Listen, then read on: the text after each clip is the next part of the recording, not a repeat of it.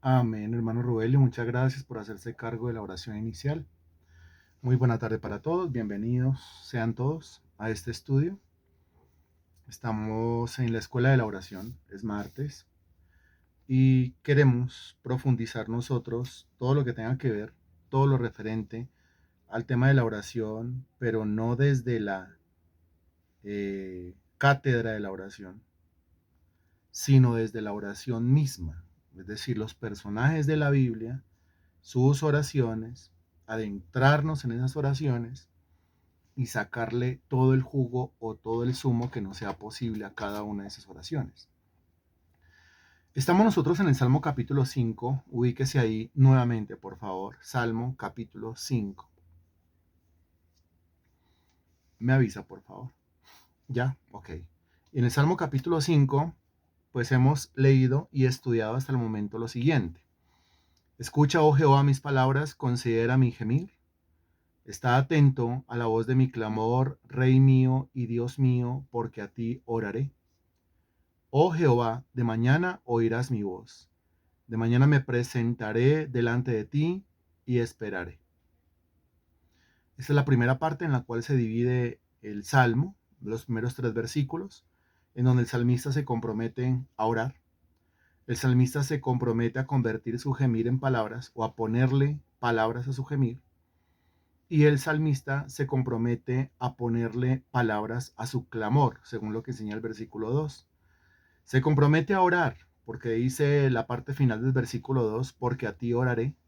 Se compromete a orar, porque dice la primera frase del versículo 3, oh Jehová, de mañana oirás mi voz. Eso quiere decir, frase final del versículo 2 se compromete a orar, y frase inicial del versículo 3 se compromete a orar de mañana, por la mañana.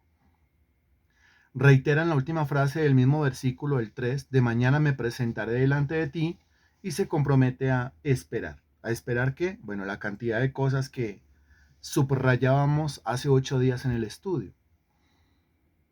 Pero también hace 8 días vimos esta segunda parte.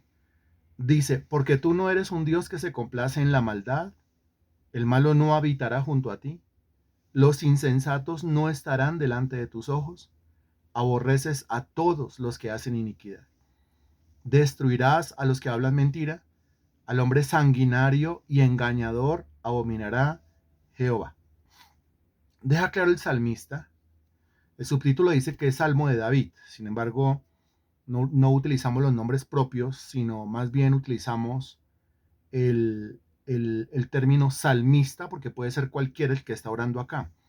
Los versículos 4, 5 y 6 dejan claro que si yo voy a orar a Dios, aparte de las condiciones ya descritas en los versículos 1, 2 y 3, aquí hay una condición muy marcada, versículos 4, 5 y 6, y la condición es alejarse o apartarse del pecado, alejarse o apartarse de la maldad, es decir, santificar la vida, que es requisito indispensable para orar y orar de una manera adecuada, para orar y orar bien, para orar y orar de manera eficaz. Dese cuenta la cantidad de requisitos hasta el momento encontrados acá. En el versículo 1, ese gemir tiene que ser convertido en unas palabras, pero tiene que haber primeramente un gemir. Si no hay un gemir interno, es decir, unas ganas, un deseo ferviente de que algo ocurra, pues muy seguramente la oración será una cosa completamente insulsa, completamente insípida. Y la oración tiene que ser como la predicación tiene que ser ferviente, la oración también tiene que ser ferviente. En el versículo 2, donde dice, está atento a la voz de mi clamor, Rey mío y Dios mío, porque a ti oraré, dese cuenta, Rey mío y Dios mío. Rey mío es una decisión a obedecer, a ti oraré es una decisión a obedecer lo que el Señor dice con respecto a la oración. Dios manda que oremos. Y Dios manda que oremos en todo tiempo. Y en el versículo 3 se compromete a orar de mañana. Pero como lo vimos hace 8 días también, pues no solamente está la oración de la mañana, sino también está la oración de la mañana, al mediodía, de la tarde, de la noche. Orad en todo tiempo, dice la Sagrada Escritura. El compromiso o el requisito de la paciencia, porque dice, de mañana me presentaré delante de ti y esperaré. Para esperar, esperar tiene que ver con tiempo. Y para esperar se necesita paciencia. Ahora, ¿esperar qué? ¿Que Dios obre? ¿Esperar que Dios actúe? No, eso es lo que menos tenemos que esperar. Esperar que se cumplan unas condiciones en nosotros mismos. Que volvemos al tema. A veces creemos que Dios es el demorado en el asunto, pero los demorados siempre y en todos los casos seremos nosotros. Requisitos como, por ejemplo, de mañana me presentaré delante de ti. La oración es una presentación personal que yo hago y es una presentación de un caso que yo hago. Como la oración es una presentación personal, pues yo tengo que presentar mi espíritu, mi alma y mi cuerpo. Yo no puedo estar por ahí somnoliento, bostezando, cabeceando con los ojos cargados de sueño. Tampoco puedo orar la mente estando en otro lugar o el corazón estando en otro lugar o la voluntad estando en otro lugar o con la peor de las indisposiciones. Yo tengo que orar involucrando todo mi ser. A eso se refiere el texto cuando dice, me presentaré delante de ti. Cuando digo, en esta mañana o en esta tarde o en esta noche, me presento delante de ti, estoy indicando que mi espíritu se está presentando, mi alma se está presentando y mi cuerpo también se está presentando. Ahora el requisito, prerequisito, en una sola frase, como resumiendo lo que aprendimos en los versículos 4, 5 y 6, pues es apártese de iniquidad todo aquel que invoca el nombre del Señor. Eso está en la carta de los Romanos. O sencillamente la santificación de una vida. Porque dice acá, tú no eres un Dios que se complace en la maldad. El malo no habitará junto a ti. Los insensatos no estarán delante de tus ojos. Aborreces a todos los que hacen iniquidad. Destruirás a los que hablan mentira. Al hombre sanguinario y engañador abominará Jehová. Bueno, eso está el versículo 6. Ahora entramos a una nueva parte de este Salmo capítulo 5. Esa nueva parte, esa nueva sección está en los versículos 7 y 8, los dos que siguen, 7 y 8. Mira lo que dice el versículo 7. Mas yo, por la abundancia de tu misericordia, entraré en tu casa, adoraré hacia tu santo templo, en tu temor. Note la cuádruple repetición de la palabra tú. Versículo 8. Guíame, Jehová, en tu justicia, nuevamente, a causa de mis enemigos, endereza delante de mí tu, nuevamente, camino. Pregunta, en estos dos versículos, versículo 7 y versículo 8, ¿qué está haciendo el salmista? Léalo nuevamente y responda correctamente y por favor no se vaya a equivocar con su respuesta. Gracias.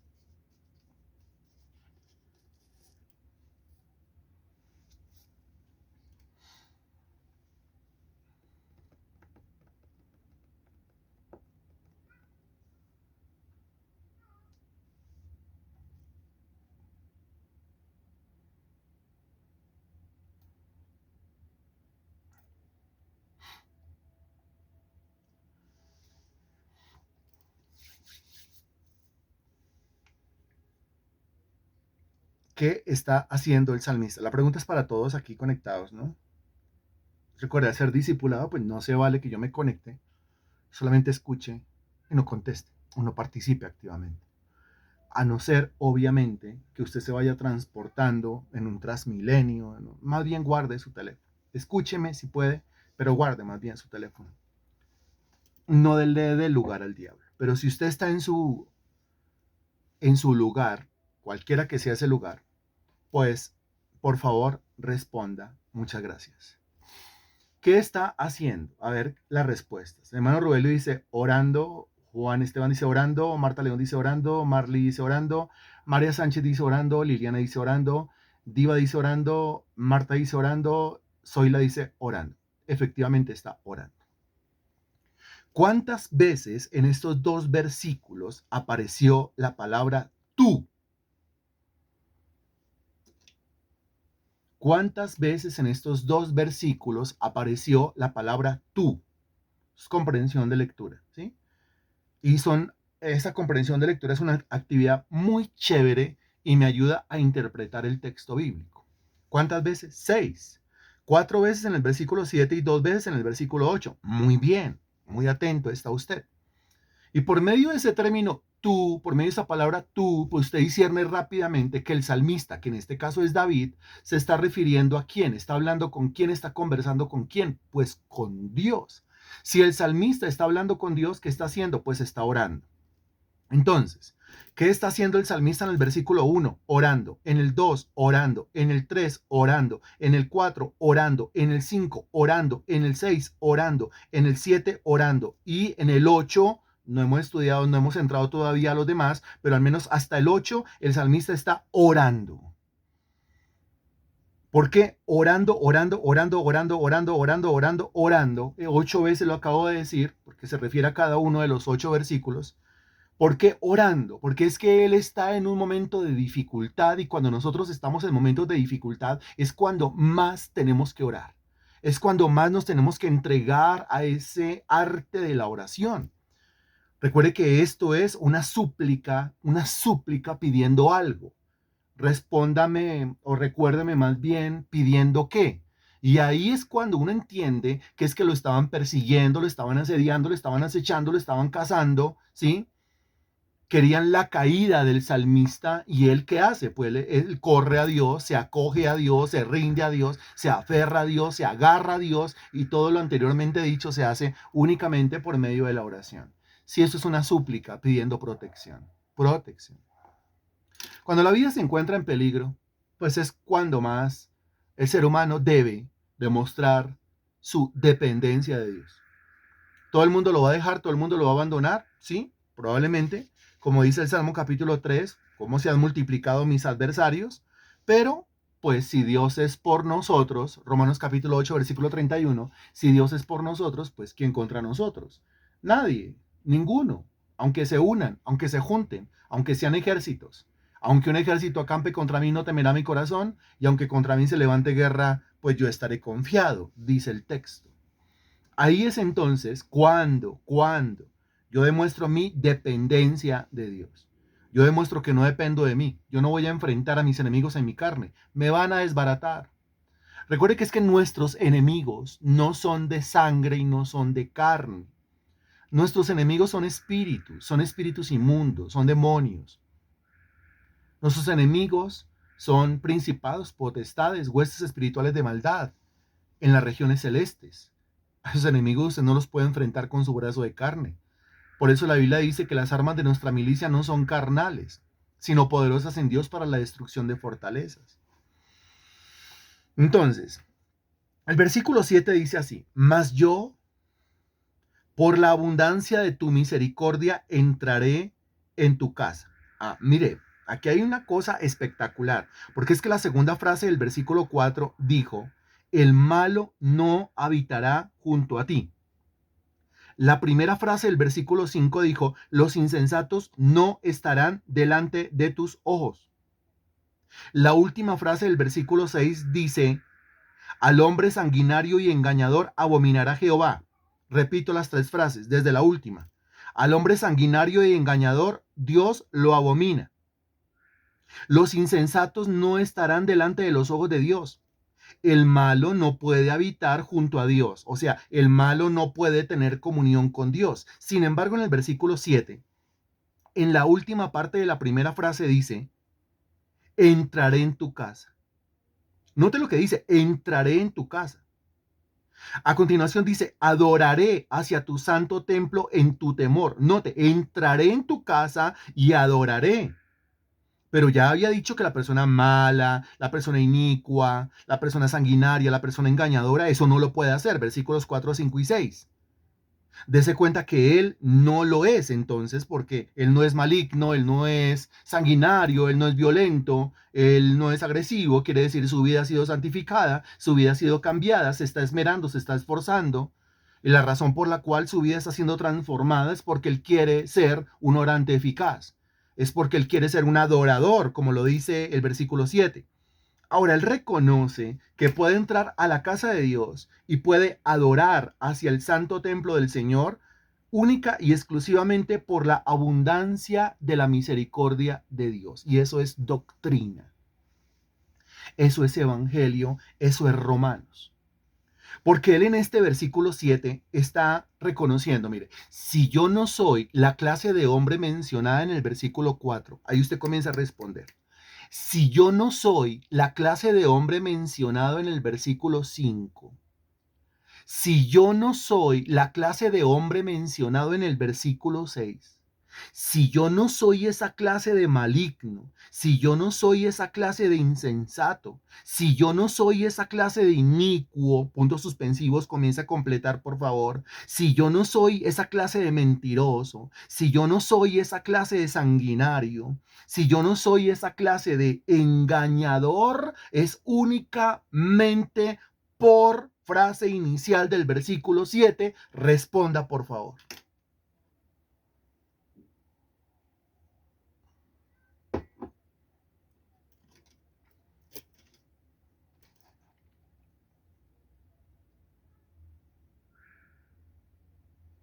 Únicamente por, y la pregunta entonces para Marta León, Denis León, Diva, Juan, Esteban, Zoila, Rubelio, Marta, Nuri, Natalia, Liliana, María Sánchez, Alfonso, Marly, Marta, bueno, y todos los que tengo aquí detrás. Por ahí estaba Mario, ¿quién más estaba por ahí? Bueno, todos los que están aquí conectados. Entonces la pregunta es para todos. Si yo no soy esa clase de hombre mencionado en el versículo 4, en el versículo 5, en el versículo 6, es única y exclusivamente, comienzo a leer, por la misericordia, por su misericordia, únicamente por su misericordia, abundancia de misericordia, abundancia de la misericordia de Dios, misericordia, por la abundancia de su misericordia, misericordia, misericordia, misericordia, la abundancia de su misericordia. Hay algo, solamente eso, que a mí me hace diferente a los demás hombres. Eso que usted acaba de escribir. Es lo que a mí me hace distinto de los demás hombres. Es lo que a mí me hace diferente de los demás hombres. Es lo que a mí me hace mejor que los demás hombres. Es lo que a mí me hace sobresaliente en comparación con los demás hombres. Únicamente su misericordia. Si en algo yo soy mejor que alguien, es únicamente por su misericordia. Si en algo yo me destaco, es únicamente por su misericordia. Si en algo, si en algo soy sobresaliente, es única y exclusivamente por la misericordia de Dios. Hay mucho, mire, todavía cristiano que tiene metido en su cabeza ese legalismo horrible y abominable, que le hace creer, le hace pensar que es por sus obras que él se salva y que es por sus obras que él mantiene su salvación y que es por sus obras que alcanza el agrado de Dios y que es por sus obras que alcanza la alabanza divina y que es por sus obras que tiene entrada al reino de los cielos y que es por sus obras que en su vida va a ocurrir el arrebatamiento y que es por sus obras que en su vida va a ocurrir la glorificación y que es por sus obras que en su vida se van a dar respuestas a las oraciones y que Dios le responde sus oraciones porque es que Él es muy bueno. Dios le responde sus oraciones porque es que Él es mejor en su propia carne, en sus propias fuerzas, en su propia energía, en su propio vigor. Y aquí queda claro, frase inicial de este versículo, que no es por mis obras, que no es porque yo en mi carne, en mis fuerzas, en mi energía, en mi fuerza, sea mejor que los demás, sino solamente por la abundancia de la misericordia de Dios es que yo puedo entrar en su casa. Por la misma abundancia de la misericordia de Dios es que yo puedo adorar hacia su santo templo y es únicamente por la abundancia de la misericordia de Dios que mi espíritu puede estar lleno de temor de Dios. Tres cosas se dicen en ese versículo que son producto de la misericordia de Dios. Primera, por la abundancia de la misericordia yo puedo entrar a la casa de Dios. Segundo, por la abundancia de la misericordia de Dios yo puedo adorar hacia su santo templo. Tercero, por la abundancia de la misericordia de Dios yo puedo andar en el temor de Dios. Si yo entendiera que es que entrar a la casa del Señor, primeramente la congregación, que estar en una congregación es un lujo, es un privilegio. Si yo lo entendiera, no me perdería una sola reunión. Algunos toca repetirlo otra vez, son puros bombillitos de Navidad. Están en una reunión, se pierden la otra, la otra, la otra, la otra, la otra. Objetan lo que sea, argumentan lo que sea, se escudan detrás de lo que sea. Pero son completamente intermitentes. Si yo considerara la congregación como un lujo que Dios me da, como un privilegio que Dios me da, como un favor que Dios me hace, como producto de la abundante misericordia de Dios, yo no me perdería nada de su misericordia. Yo ni siquiera me preguntaría, ¿voy a la reunión o no voy a la reunión? Y no aceptaría que nadie me pregunte, ¿va a ir al culto o no va a ir al culto? Pues por supuesto que voy a ir. Yo no me puedo perder la misericordia. Yo no me puedo perder ese lujo, privilegio, favor que Dios me hace a mí. En primer lugar, esa es la casa del Señor. Ahora, en segundo lugar, por la abundancia de la misericordia de Dios, yo puedo entrar en la casa del Señor. Y esa casa ya se refiere en términos escatológicos al tercer cielo. Se refiere en términos escatológicos al lugar donde Dios habita, el lugar donde Dios tiene su trono. Y si vamos nosotros a entrar allá, es única y exclusivamente por la abundancia de la misericordia de Dios. Mejor dicho, si alguno cree que por ser bueno puede entrar al cielo, pues está más condenado al lago que arde con fuego y azufre que el mismo diablo. Concluimos pues que el hombre justificado por la fe sin las obras de la ley, dice Romanos capítulo 3, versículo 28. Segundo, adoraré hacia tu santo templo. Yo entro a la casa del Señor, yo voy a una congregación, yo voy a un culto. ¿Es a qué? A una cosa, dice ahí. ¿A qué? A adorar. A eso voy, a adorar. No a que me adoren, a adorar. Yo entro a un culto, yo entro a una congregación, yo entro a una reunión, yo entro a una clase como estas, virtual, yo entro a una enseñanza presencial a adorar con mi vida. Adorar con mi espíritu, con mi alma y con mi cuerpo. Yo entro a adorar a Dios. Yo no entro a encontrar el defecto. Yo no entro a chismosear. Yo no entro a murmurar. Yo entro a adorar. Si yo entendiera que cuando yo voy a la casa de Dios, yo tengo que ir en una actitud completa de adoración. Y que esa actitud completa de adoración la garantiza el temor de Dios que haya en lo profundo de mi ser. ¿De dónde saco yo el temor de Dios y de dónde, cómo hago para ponerlo en lo profundo de mi ser? Pues aquí dice claramente que es por la abundancia de la misericordia del Señor. Si usted se considera una persona temerosa de Dios, respetuosa de Dios, que realmente le tiene respeto a las cosas de Dios, es por la abundancia de la misericordia de Dios. Si usted se considera como un adorador o una persona que está trabajando para convertirse en un adorador o adoradora, es por la abundancia de la misericordia de Dios. Y si usted es una persona juiciosa para entrar a la casa de Dios, para asistir a las reuniones que son privilegio de Dios, es por la abundancia de la misericordia de Dios. Que alguien le dé gloria a Dios por la abundancia de su misericordia. ¿Quién lo quiere hacer? ¿Quién glorifica a Dios en esta tarde por la abundancia de su misericordia? ¿Y quién le dice allá donde se encuentre, Señor, gracias? Porque todo lo anteriormente estudiado, aprendido, es producto de la abundancia de tu misericordia. ¿Y quién le puede decir en este momento al Señor, mi Dios, si no fuera por la abundancia de tu misericordia, yo sería como esas personas descritas en el versículo 4? Si no fuera por la abundancia de tu misericordia, yo sería como esas personas descritas en el versículo 5. Si no fuera por la abundancia de tu misericordia, yo sería como esas personas descritas en el versículo 6. Qué impresionante. Claro, hay que hacerlo. Hay que darle gracias a Dios, muy bien, por su misericordia. Muy bien, que el nombre de Dios sea glorificado. Estamos aquí, es un pequeño espacio de una hora, menos de una hora, y que en este espacio de menos de una hora nuestro Señor sea glorificado. ¿Cómo es glorificado? Con esta exposición. ¿Cómo es glorificado? Con la atención que usted le presta a esta exposición. Que nadie diga que no le puede dedicar al Señor 45 minutos, 50 minutos, 55 minutos, exagerando, una hora. No le puedo dedicar al Señor una hora de atención tirado a sus pies, adorándolo, entendiendo su palabra, permitiendo que penetre, que edifique mi vida, grabándomela para enseñársela a los demás. Esa es la manera de glorificar a Dios. Ahora el versículo 8 dice, guíame Jehová. Note, guíame Jehová. Guíame Jehová en tu justicia, a causa de mis enemigos. Endereza delante de mí tu camino. Qué impresionante esto.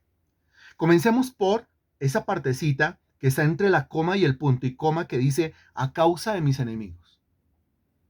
Qué impresionante, a causa de mis enemigos. Mira, aquí es donde encontramos el aspecto bueno, el lado bueno a tener enemigos.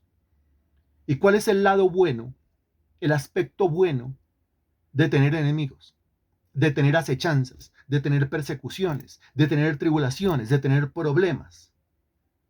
¿Cuál es el resultado de esto? ¿Cuál es el resultado de sentirme débil, de sentirme perseguido, de sentirme como cazado con Z, de sentirme como la presa y viene el depredador detrás? ¿Cuál es el resultado de todo esto? ¿Cuál es el aspecto bueno? ¿Cuál es la parte buena? La parte buena es esa. Muy bien, Denise, apareciste, gloria a Dios.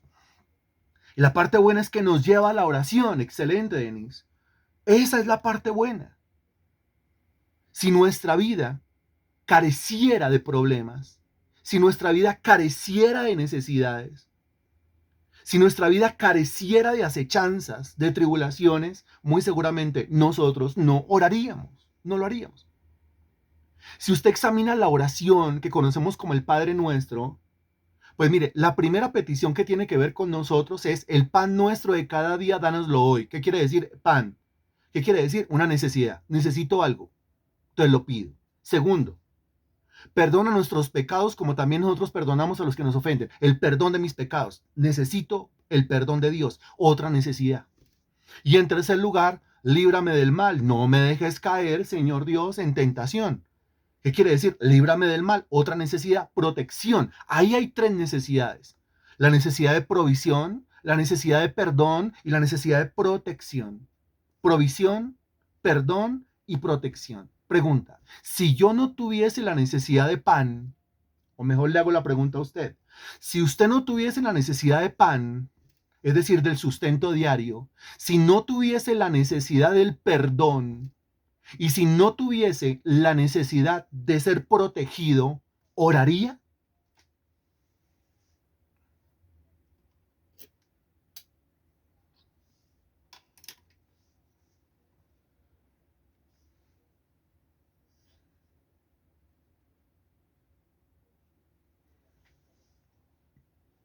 Qué terrible respuesta, pero es cierta, es sincera, es la verdad.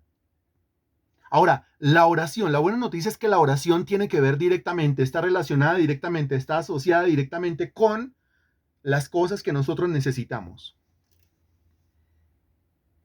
Esa es la verdad con respecto a la oración. ¿Qué es orar? Orar es hablar con Dios. Una definición más específica. Orar es hablar con Dios con el fin de presentar una causa y solicitarle algo. Note, solicitarle algo. En la oración yo presento una causa, yo expongo una situación con el fin de solicitarle a Dios que haga algo por mí. Si le estoy solicitando a Dios que haga algo por mí, es porque necesito algo. Para eso Dios diseñó la oración. Dios diseñó la oración para suplirme a mí lo que yo necesito. Por eso urgentemente tengo que aprender a orar. Por eso decimos, si no hay necesidad, pues no hay oración. Si está la oración presente es porque alguna necesidad debe haber. Revise usted en la Sagrada Escritura y se va a dar cuenta, no hay uno solo que haya orado a Dios y que no tuviese una necesidad. Obvio, es que nosotros somos seres humanos. Todavía hay vestigios de la caída de Adán en nosotros. Por lo tanto, si no carecemos de una cosa, carecemos de la otra. Puede ser que usted laboralmente esté full, muy bien, económicamente esté muy bien, pero por ahí físicamente no. O puede ser que físicamente esté muy bien, pero emocionalmente puede ser que no. O puede ser que emocionalmente esté muy bien, pero en cuanto al servicio de Dios está muy mal. Siempre vamos a carecer de algo. En el mundo tendréis aflicción y esa aflicción nos acorrala de tal manera que nos hace clamar, que nos hace gemir, que nos hace orar y nos hace decirle al Señor, Señor, por favor, ayúdame. La oración está directamente relacionada con una necesidad que yo tengo. ¿Quién diseñó la oración? Dios. ¿Por qué? Porque se dio cuenta de la cantidad de necesidades que yo tengo y es el medio diseñado por el mismo Dios, método divino para concederme todo aquello que yo necesito en esta tierra. A causa de mis enemigos, ¿no? Señor, quítame todos los enemigos, quítame todos los problemas, quítame todas las tribulaciones, quítame todas las situaciones difíciles, Señor. Señor, que no me duela ni una muela. Señor, que ninguna aflicción a mí me aceche. Señor, que ningún problema, Señor, venga sobre mi vida. Te lo pido en el nombre de Jesús. Eso sería hasta contraproducente realmente. Sería idilio, paradisiaco, claro que sí, pero no aquí, no aquí. Y no con este cuerpo y no con esta alma. Eso lo vamos a vivir, pero en el tercer cielo, con un cuerpo diferente y un alma diferente. Porque si el Señor nos pasa al huerto del Edén, nos pasa al tercer cielo, nos pasa derecho a la nueva Jerusalén con este cuerpo y con esta alma, Dios mío, yo creo que saboteamos todo lo que allá encontremos en cualquiera de esos tres lugares. No valoraríamos absolutamente nada. Esta alma y este cuerpo no están capacitados para esa valoración. Esta alma y este cuerpo no están capacitados para vivir en medio de la abundancia, para vivir una situación en donde no le falte nada, ¿sí? Y siga dependiendo de Dios. No, lastimosamente no es así. Mientras que estemos en este cuerpo y tengamos esta alma, vamos a tener carencia de cosas, por lo tanto necesitamos urgentemente aprender a orar. A causa de mis enemigos. Ahora, la parte inicial del versículo 8 dice, guíame, Jehová, en tu justicia a causa de mis enemigos. Mire, él pide, Señor, yo necesito aprender a conducirme porque tengo enemigos. Ayúdame a conducirme porque hay unas personas que me acechan. Ahora, aquí habla de enemigos. Por favor, no piense en su ex esposo, su ex esposa, hijos, padres, hermanos, no sé, sobrinos, parientes, no sé, vecinos, compañeros de trabajo, de estudio, o todos aquellos que humanamente usted considere como enemigos, porque aquí no está hablando, especialmente, esencialmente, no está hablando de ellos. Cuando se habla de enemigos, aquí especialmente está hablando es de demonios. Guíame, Jehová, en tu justicia a causa de mis enemigos, a causa de esas personas sin cuerpo físico, como lo dice el original griego en Efesios capítulo 6, versículo 12, cuando dice que no tenemos lucha contra sangre y carne, sino contra, ahí dice el original griego que tenemos lucha es contra personas sin cuerpo físico, pero siguen siendo personas. Son enemigos, enemigos espirituales. Como tengo enemigos espirituales, lo peor de todo son espíritus y no los veo.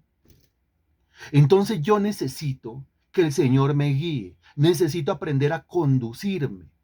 Porque los demonios llevan un montón de milenios peleando esta batalla espiritual contra los seres humanos. Y yo soy un neófito en esto. Yo soy nuevo en esto. Yo acabé de llegar a esta tierra.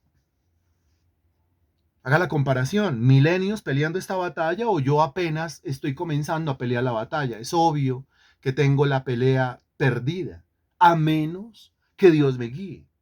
Y es exactamente lo que el salmista le está pidiendo a Dios. Guíame, Jehová, pero mire, guíame en tu justicia.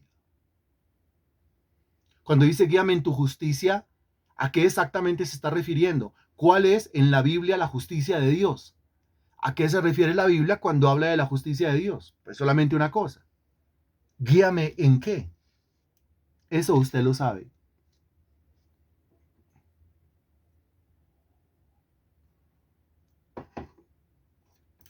La justicia. ¿Cuál es la justicia de Dios?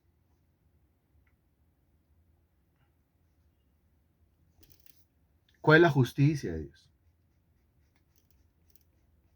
Guíame en tu justicia. Yo tengo que ser guiado en la justicia de Dios. ¿Cuál es la justicia de Dios? Muy fácil. Ustedes saben el versículo. No patine ahí, por favor. No patine ahí, por favor. No patine ahí, por favor, porque ustedes se saben el versículo.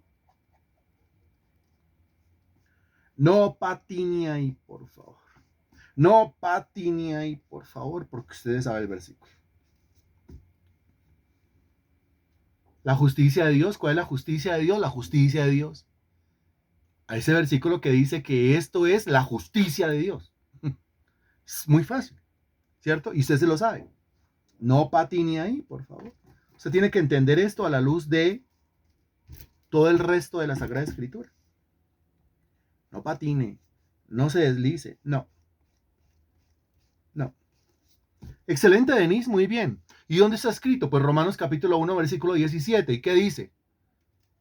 ¿Qué dice Romanos capítulo 1, versículo 17? Porque en el Evangelio la justicia de Dios se revela. ¿Qué es el Evangelio? El Evangelio es la revelación de la justicia de Dios. Cuando el versículo dice, guíame Jehová en tu justicia, lo que está diciendo es, guíame Señor en tu evangelio. De ahí se desprende, guíame en tu palabra, sí, guíame en las escrituras, guíame en la Biblia, guíame en la verdad. Pero fundamentalmente hay que entender que la justicia de Dios se revela, se manifiesta en el evangelio.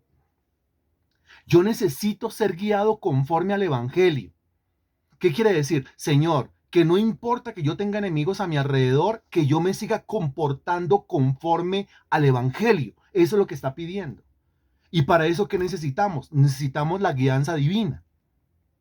¿Por qué? Porque uno, en medio de la acechanza del enemigo, uno tiende a cambiar el comportamiento. ¿Es o no es? Está acechado por un flanco, ahora por el otro, otra área tocada, otra esfera golpeada. Lastimosamente el comportamiento tiende a cambiar. Y no tiende a cambiar para bien, tiende a cambiar para mal. Se comienza a desanimar, se comienza a desmotivar, comienza a murmurar, comienza a maldecir, comienza a renegar, se comienza a victimizar. Le baja la velocidad, le baja el cambio, comienza a ir más lento. Ya no apareció. ¿Dónde es que está que no lo veo? ¿Quién sabe dónde estará? Con un pie en el mundo, un pie en Dios, un pie en lo secular, un pie en Dios.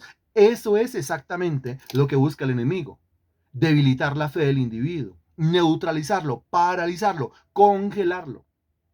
Llevarlo, como lo veíamos en el sermón de ayer presencial, a un estado de inercia espiritual. Quédese quieto, inmóvil, congelado, como el juego de los congelados. Eso es una cosa lastimosa.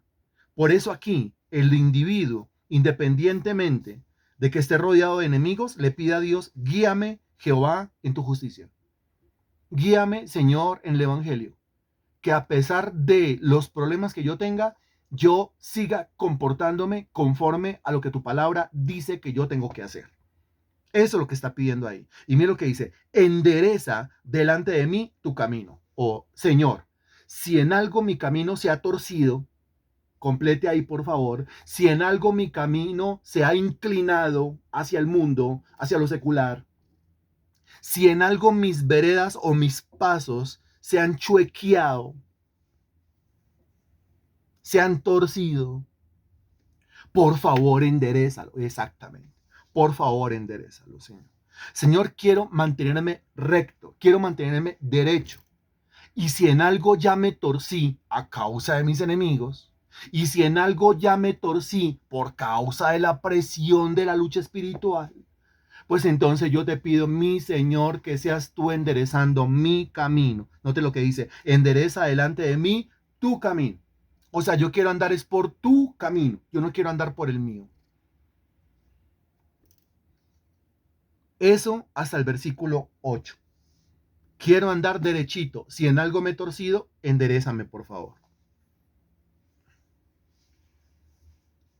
Ahora, estos versículos 7 y 8, sobre todo el 8, ¿ha sido experiencia suya? ¿Se ha sentido así? ¿Por el asedio del enemigo? Nosotros lo llamamos problemas. Pues los causantes de esos problemas pues tienen nombre propio, son el mismo diablo. Por la cantidad de problemas que nos rodean, como que la conducta se modifica, se tuerce, se desanima. ¿Sí le ha pasado? Y es el momento de decir, Señor, no permitas que yo me tuerza, no permitas que yo me aleje, no permitas, Señor Dios, que yo me incline hacia lo malo. Y yo quiero hacer el compromiso de caminar derecho contigo. Y guíame, Señor, en tu justicia. O guíame, Señor, en tu evangelio. Ok, muy bien. Eso hasta el versículo 8. Qué maravilloso. Ahora en los versículos 9 y 10 pasamos a otra sección. versículos 9 y 10, el salmista regresa a lo que había dicho en los versículos 4, 5 y 6. O sea, vuelve y destaca el mal comportamiento, la mala conducta de los enemigos. Dice el versículo 9, porque en la boca de ellos no hay sinceridad. ¿En la boca de quiénes? De sus enemigos, mencionados en el versículo 8. Sus entrañas son maldad. Sepulcro abierto es su garganta. Con su lengua hablan lisonjas. Eso en el versículo 9. Versículo 9 es como una descripción más abierta de lo que encontró usted en los versículos 4, 5 y 6, reitero. Ahora, ¿qué pide en el versículo 10? Note lo que dice. Castígalos, oh Dios, caigan por sus mismos consejos. Por la multitud de sus transgresiones, échalos fuera, porque se rebelaron contra ti. Pregunta, ¿qué está haciendo el salmista en el versículo 9 y qué está haciendo el salmista en el versículo 10? Léalo nuevamente, revíselo nuevamente y responda qué está haciendo el salmista, versículos 9 y 10.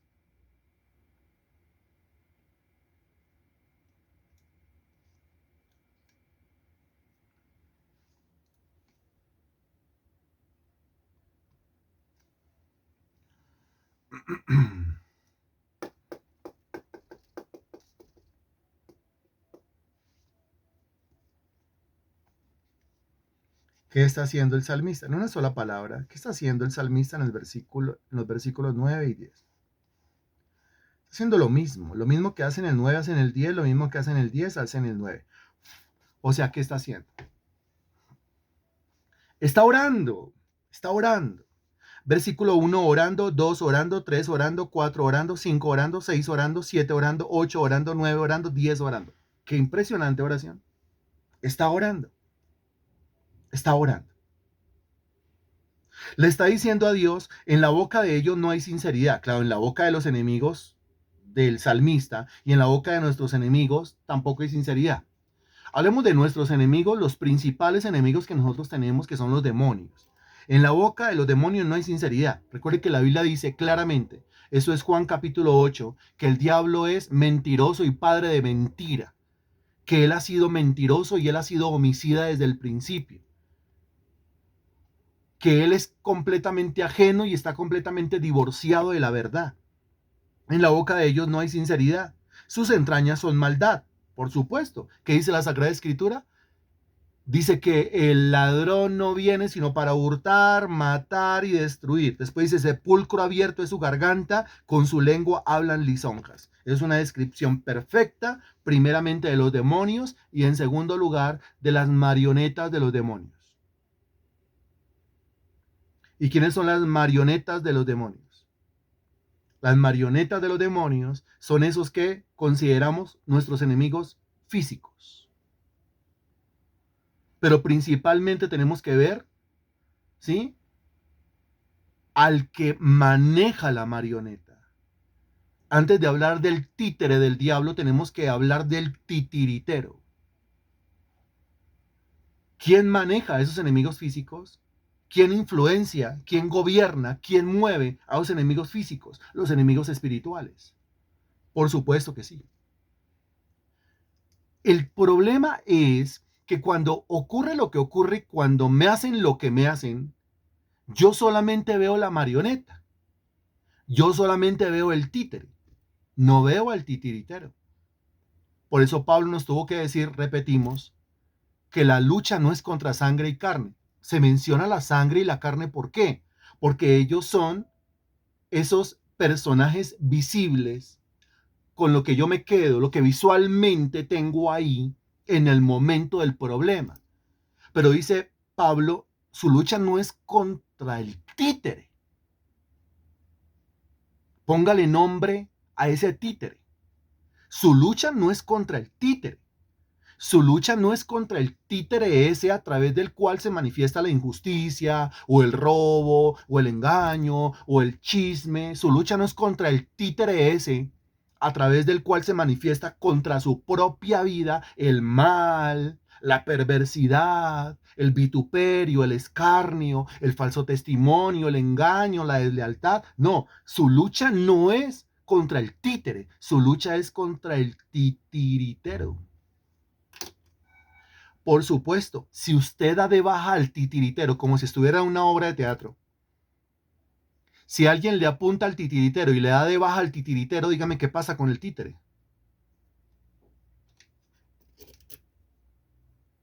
Si alguien le apunta al titiritero y da de baja al titiritero, dígame qué pasa con el títere. El títere se cae. El títere deja de fregar. El títere deja de emproblemar. El títere deja de atribular. El títere deja de perseguir. El títere deja de ser títere. Se cae. No puede actuar. Deja de molestar. Muy bien. Deja de funcionar. Muy bien. ¿A quién hay que apuntarle? Pues es que, a ver, y esto como si fuera un asunto de niños, pero realmente, unos niños se sientan ahí, unos niños desde su ingenuidad, no hablemos de inocencia porque eso ya es otro aspecto teológico y de inocentes no tienen nada, pero desde su ingenuidad y desde lo neófito de sus mentes, pues entonces ellos están ahí viendo una función. Y están viendo una función con títeres. Y ellos realmente se imaginan, ¿sí? Que los títeres son esas personas reales, son esos personajes reales. Entonces, ahí en medio de los títeres aparece el villano de los títeres, ¿cierto? Y el villano de los títeres, pues toda obra de teatro, como toda película, de tener a alguien bueno y a algún villano. Entonces el niño está ahí frente y está metido ahí en esa película, está metido en esa obra y le crea un montón de emociones, un montón de pensamientos, un montón de sensaciones. Quizás en algún momento cuando hay una pelea entre el villano títere y el buen títere, entonces hay una pelea y entonces el niño está ahí tratando como de ayudar al bueno. Algunos estarán de parte del bueno, otros estarán de parte del malo, pero ellos creen que los títeres son esos personajes principales que tienen vida propia y que tienen decisión propia y que tienen voluntad propia. Dese cuenta que es un asunto de niños. Por eso el apóstol Pablo tuvo que aclararlo. Y tuvo que decir, su lucha no es contra los títeres, o su lucha no es contra sangre y carne. O sea, madure. Eso es lo que está diciendo el apóstol Pablo. Lo que está diciendo es, cuando yo era niño, hablaba como niño, pensaba como niño, actuaba como niño. Cuando ya fui hombre, dejé todo lo que era de niño. Me di cuenta que no son los títeres. Cuando ya crecí y maduré, me di cuenta que no era el títere, sino el titiritero. Y que el titiritero, pues, son principados, potestades, gobernadores, huestes espirituales de maldad en las regiones celestes. ¿Esto está claro? Si lo entendemos así, entonces tenemos enemigos espirituales que son los principales y claro, unos enemigos físicos que no son sino las marionetas o los títeres o los muñequitos o los instrumentos o las herramientas o los peleles del mismo diablo. ¿Está claro así? Muy bien. Entonces, si usted lo entiende así, usted entiende también y usted asume también que su lucha no es contra los títeres. Porque ni que yo fuera un niño como para andar peleando contra los títeres. Ni que yo fuera un niño como para andar peleando contra las marionetas. Ni que yo fuera un niño para andar peleando contra las caricaturas. Ni que yo fuera un niño para andar peleando contra las sombras. No, hay que crecer, hay que madurar. Hay que pelear contra el titiritero. Si usted da de baja al titiritero, pues el títere cae, deja de funcionar, deja de molestar, deja de fastidiar. Es así. Ahora, ¿cuántos de nosotros tenemos títeres del diablo en la misma casa?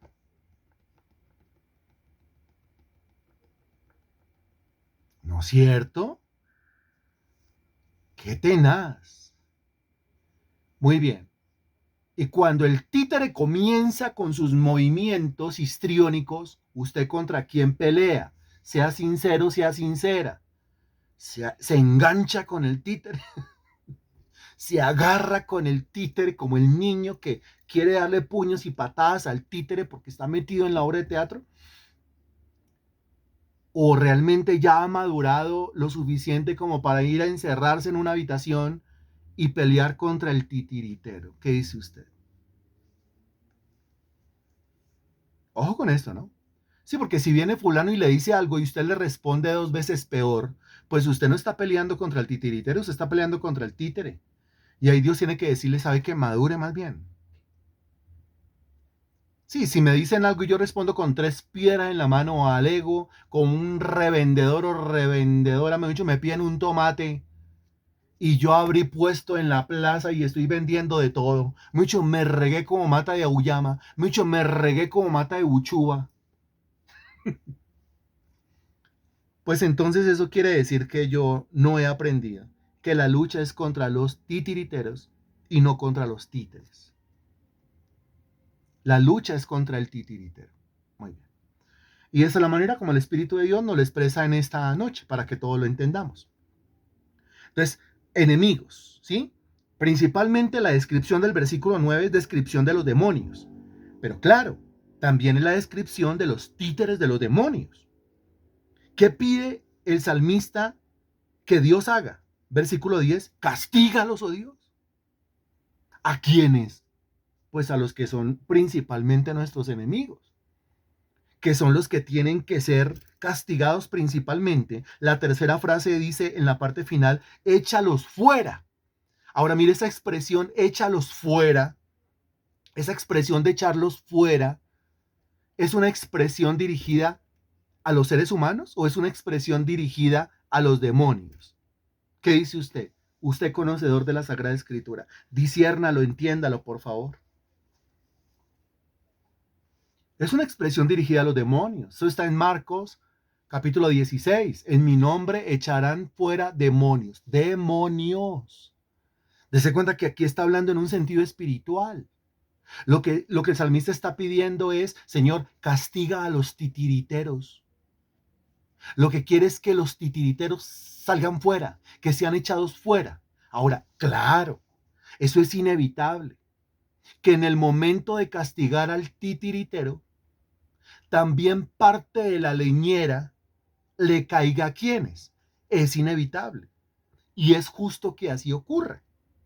Que en el momento de castigar al titiritero, parte de la leñera, parte de los azotes, parte de los golpes, le caiga ¿a quién? Pues al títere, por supuesto que sí. Pero aquí pues mi corazón no tiene que estar lleno de esa venganza. Oh, Señor, esa persona que me traicionó, que me dejó, que me botó, que me suplantó, que me robó, que me mintió. Porque entonces yo estoy, mire, peleando con el títere. No, no, no. Si esa persona hizo lo que hizo, claro, tiene que pagar, es responsable, eso nadie se lo quita. Que no estamos diciendo que toda la culpa es del titiritero y que el títere es inocente, ¿no? Pues el títere es, no sé, San Pablo, de ninguna manera. Pero en el momento de castigar al titiritero, no se le olvide que hay que golpear al titiritero, no se le olvide que hay que azotar al titiritero, no se le olvide que hay que reprender al titiritero, pero no se le olvide que es que el títere está en la mano del titiritero. Y como el títere está en la mano del titiritero, obvio, algún sacudón va a experimentar. Algún vaivén va a experimentar. Algún sube y baja va a experimentar. Algún golpe va a experimentar en medio de la lucha espiritual. Lleve, porque se lo merece. Claro, se lo merece. ¿Quién lo mandó a ser títere del diablo? Entonces hay que entenderlo así. Castígalos, oh Dios, caigan por sus propios consejos. ¿Quiénes? Los demonios. Ahora, pero mire, lo siguiente. Que caiga un demonio. Hablemos en términos literales. Listo, un demonio se cayó. Pues recuerde que había en la mano del titiritero. El demonio es el titiritero. ¿Qué había en la mano del titiritero? Pues el títere. Y el titiritero se cayó. Al caerse el titiritero, como en una obra de teatro, otra vez usted montes en la película, ahí está el escenario, y entonces ahí está la manito, ¿no es cierto? Y es la manito, pero entonces algo pasó allá detrás de bambalinas, detrás del escenario, porque el titiritero se cayó. Al caerse el titiritero, ¿quién se cae también? Al darse un porrazo el titiritero, ¿quién se da un porrazo también? Pues el títere. Todos caen, entendámoslo así. caigan por sus mismos consejos, por la multitud de sus transgresiones. Mira lo que dice, échalos fuera. ¿Por qué? Porque se rebelaron contra ti. ¿Quién se rebelaron? Pues el titiritero y el títere. Ahora el títere es eso, es eso. Es una herramienta influenciada, es un instrumento influenciado, un artefacto influenciado por el diablo. Eso es. Qué impresionante ese versículo 9 y ese versículo 10, ¿no le parece? Creo que me aclara a mí el panorama de por qué la lucha contra las personas es una cosa tonta. Porque yo puedo pelear con el títere, otra vez le digo, es como el niño que se para, se acerca al escenario y entonces él quiere darle duro al títere. Eso pasa cuando usted se engancha con su ser querido, así. Es como un niño queriendo romperle la cara a una media. La mayoría de títeres son medias. Entonces, como un niño queriendo romperle la cara, darle trompadas a una media y tumbarle un ojito de esos que tienen pestañas, de los ojitos móviles. Así nos vemos nosotros cuando nos enganchamos con las personas. Así nos vemos nosotros cuando nos enganchamos con el prójimo. Así de qué. Complete usted. Así nos vemos nosotros cuando nos enganchamos con las personas. Así como un niño peleando con una media. ¿Así de qué? ¿Cómo lo completaría usted? Ojo, hágale, desahógese. Así de ridículos, así de brutos, así de pendejos, así de estúpidos, así de ridículos, así de tercos, así de tontos, así de ridículos, así de inmaduros. Así es, así de ignorantes, así de ciegos, así tal cual, así. Claro. ¿Por qué? Porque es que yo me agarro con la media y que venga y que para acá y para allá y que tin y que, bueno, pero si yo no le doy a la raíz del asunto, que es el titiritero, pues esa media me va a seguir fastidiando, ese títere me va a seguir fastidiando toda la vida. Yo ayer me agarré, hoy me agarré, mañana me va a agarrar, la otra semana me va a enganchar. Dicho, de aquí en adelante todos los días serán un solo enganche. Hay que hacer caer al titiritero. Hay que echar fuera al titiritero. Ahí lo dice claramente. Muy bien. Para terminar, versículos 11 y 12 dicen así: pero alégrense todos los que en ti confían, den voces de júbilo para siempre, porque tú los defiendes, en ti se regocijen los que aman tu nombre, porque tú, oh Jehová, bendecirás al justo, como con un escudo lo rodearás de tu favor. Pregunta: ¿qué está haciendo el salmista en los versículos 11 y 12?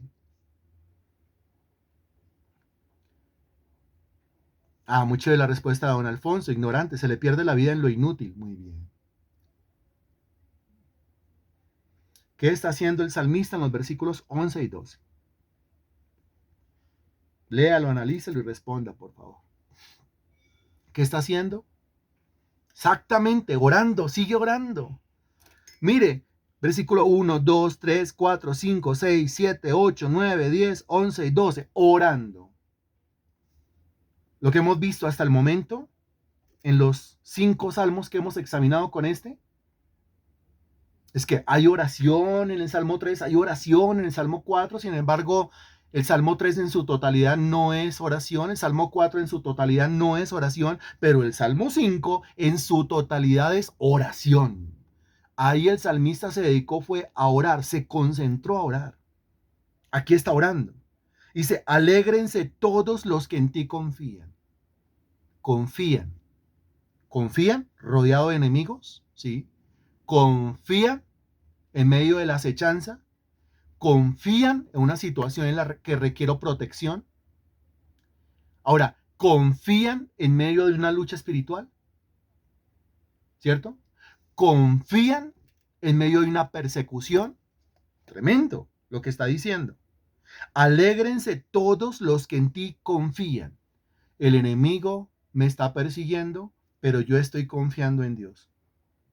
¿Y cuál es la manera de demostrar que yo confío en Dios? Orando. Oración significa confianza en Dios. La falta de oración significa no creo en Dios, no creo en su palabra. El que más ora es el que más confía. Alégrense todos los que en ti confían.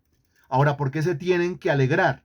Mire, la última palabra de la segunda frase. Bueno, leamos la segunda frase más bien para llegar a la palabra. Den voces de júbilo para siempre, porque tú los defiendes. Ah, qué maravilla. Mira el título, plegaria pidiendo protección. Y llegamos a esta maravilla de versículo 11, la segunda frase, que dice, tú los defiendes. ¿A quién? A quien en ti confía, tú lo defiendes. A quien echa su carga sobre ti, tú lo defiendes. Al que entendió que no es contra el títere, sino contra el titiritero, tú lo defiendes. Al que decidió no vengarse con sus propias manos, tú lo defiendes.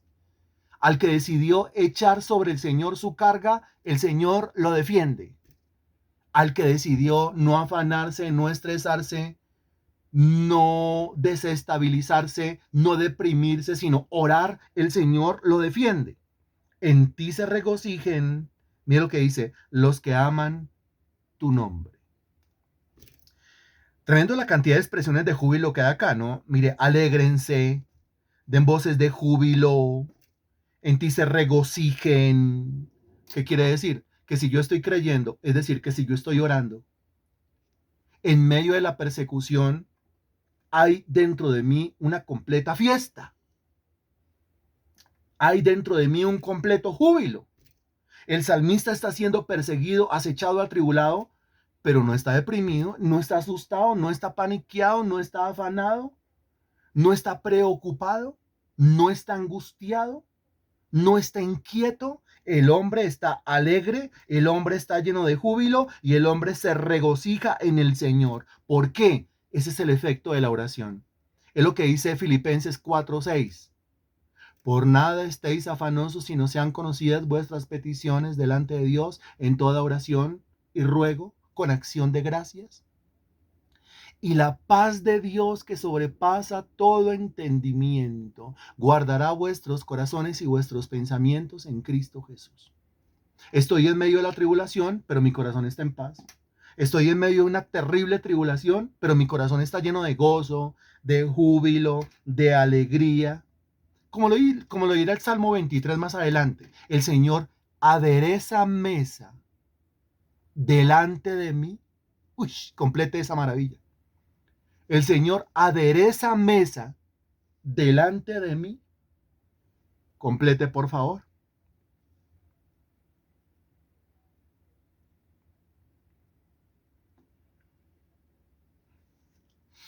Porque el Señor adereza mesa delante de mí en presencia de mis angustiadores. O sea que estoy rodeado de angustiadores, ahí los tengo al frente, pero el Señor ha puesto una mesa, la ha aderezado. Yo estoy en medio de un banquete, dése cuenta, estoy en medio de una fiesta, dése cuenta, y ahí están mis angustiadores intentando angustiarme, pero no lo logran. ¿Y por qué no lo logran? Porque entendí que esos angustiadores que yo veo no son sino títeres. Que yo tengo que darles a los angustiadores que están influenciando esos títeres. ¿Qué entendí? Entendí que la lucha no es contra sangre y carne, sino contra el diablo. Muy bien. ¿Qué entendí? Entendí que yo decido en medio de la tribulación qué experimentar.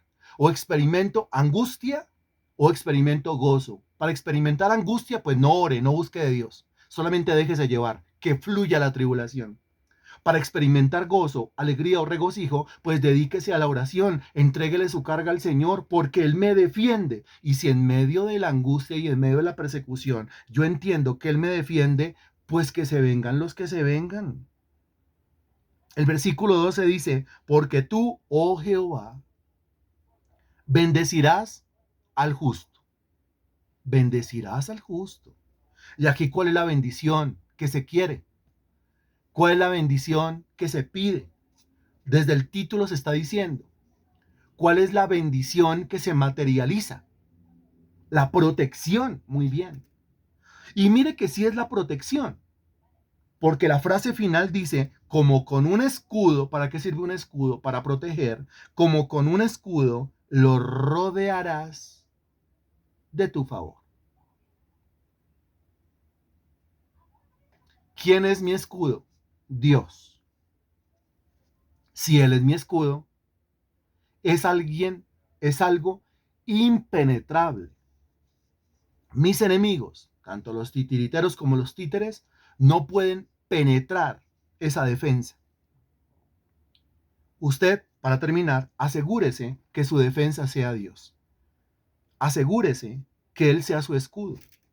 Esto es lo mismo que se dijo en el Salmo capítulo 3. ¿Qué se dijo en el Salmo capítulo 3?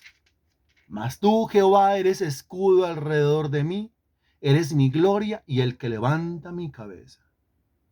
Tú eres escudo alrededor de mí. Aquí dice claramente, como con un escudo lo rodearás de tu favor. Asegúrese usted que Dios sea su escudo. Bendito Dios, que tú seas nuestro escudo hoy y siempre. Que nos dediquemos a la oración, Señor, siempre y en todos los casos, pero con más fuerza, Señor Dios, cuando nos vemos rodeados de males, cuando nos vemos rodeados de situaciones difíciles, Señor Dios. Ese no es tiempo para hacer ninguna otra cosa. No es tiempo para el ocio, no es tiempo para dormir, no es tiempo para entretenerse. No es tiempo para estar inactivo, Señor. No es tiempo para andar metido en las actividades seculares, en lo de este mundo. Es tiempo para hacer lo que se nos dijo en el versículo 1, 2, 3, 4, 5, 6, 7, 8, 9, 10, 11 y 12. Una cosa, orar. Ayúdanos a entenderlo. Ayúdanos a creerlo. Ayúdanos a hacerlo, bendito Dios. Ayúdanos, Señor Dios, a convertirnos en orantes eficaces. Ayúdame a aprender a orar, Señor Dios, sobre las oraciones que los hombres de Dios ya hicieron y quedaron plasmadas en la Sagrada Escritura, mi Dios. Ayúdame a repasar, sacarle el jugo a lo que hemos aprendido del Salmo 1, sacarle el jugo de lo que hemos aprendido del Salmo 2, sacarle el jugo de lo que hemos aprendido del Salmo 3, sacar el jugo de lo que hemos aprendido del Salmo 4 en su oración vespertina y ahora sacarle el jugo a lo que he aprendido de esta oración del Salmo 5, una plegaria o una súplica pidiendo protección. Tú eres mi escudo, así cierro este tiempo en el nombre de Jesús. Gracias te doy, toda la gloria, honra y alabanza sea dada a tu nombre. En el nombre de Jesús, amén.